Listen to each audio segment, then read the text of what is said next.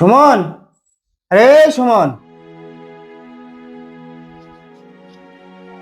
হ্যাঁ মামা বলো।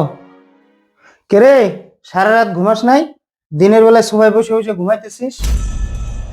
না মামা, রাতের বেলায় মশার অত্যাচারে আমি ঘুমাইতে পারি নাই।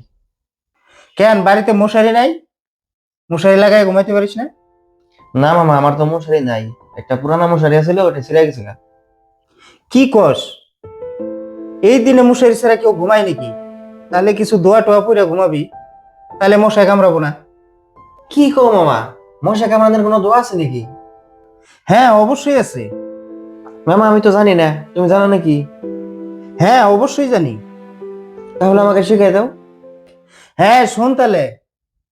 ইয়া আইয়ুহাল মশা লাতা বুনবুন ইনদা কানে আনা গরিবুন লাইসাল মশারি।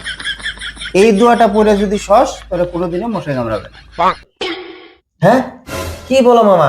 আমি তো কিছুই বুঝলাম না, তার মানে কি? আচ্ছা বুঝিস নাই? তাহলে শোন, তোকে আমি একটা একটা করে বুঝিয়ে দিই। ইয়া আইয়ুহাল মশা, হে মশা, লাতা বুনবুন, বুনবুন করিস না, ইনদা কানে, আমার কানে, আনা গরিবুন, আমি গরিব, লাইসাল মশারি, আমার মশারি নাই। এটার মানেই হলো এটা এটা বললে শুয়ে পড়, আর মশাই কামড়াবে না। মামা তুমি সত্যি বলছো? আরে পাগল, হ্যাঁ, এটা পরে তুই ঘুমাবি, কোনোদিনই তোর মশাই কামড়াবে না।